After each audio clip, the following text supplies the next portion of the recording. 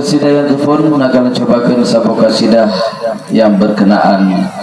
dengan kisah di Salahuddin Rasulullah sallallahu alaihi wasallam.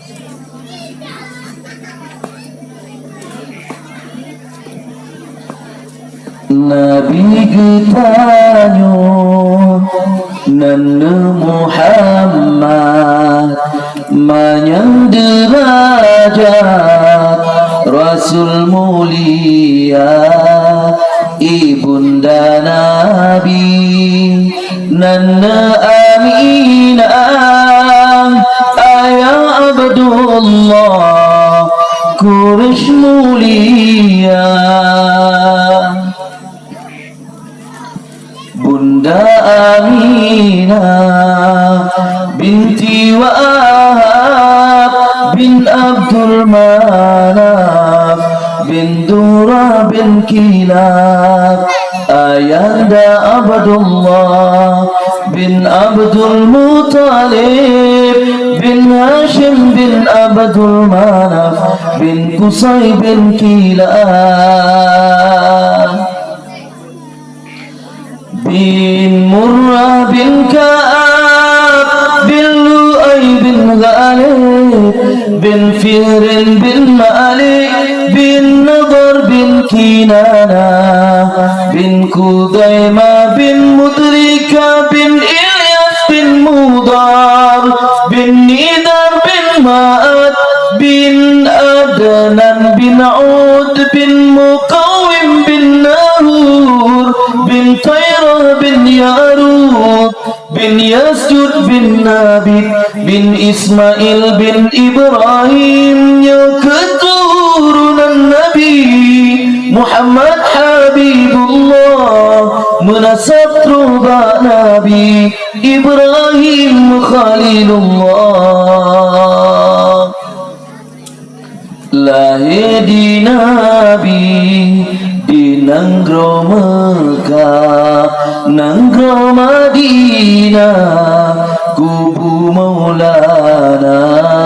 uro selanyan tanggai dua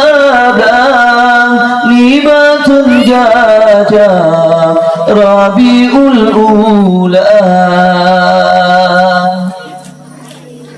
umur 2 bulan dalam kandungan ayahna sayang netinggai dunia yatim lam kandung di Rasulullah kata li ayah lahir maulana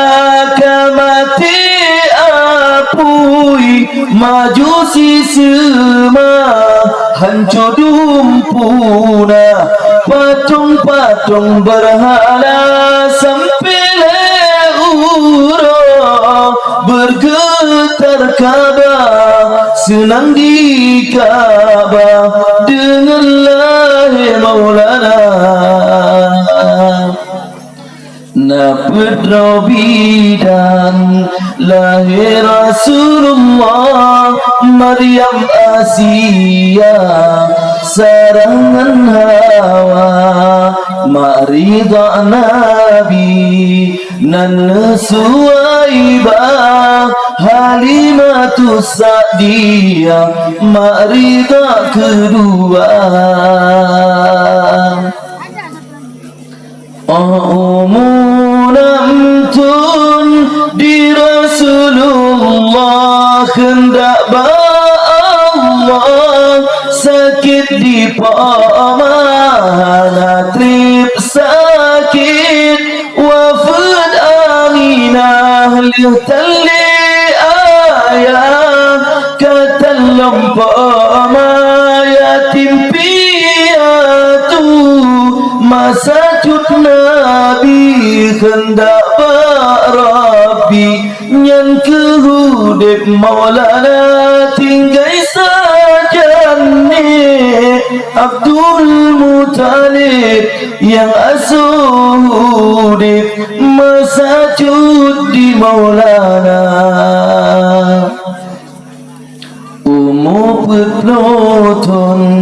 Nabi Muhammad hendak hadarat wahyu pertama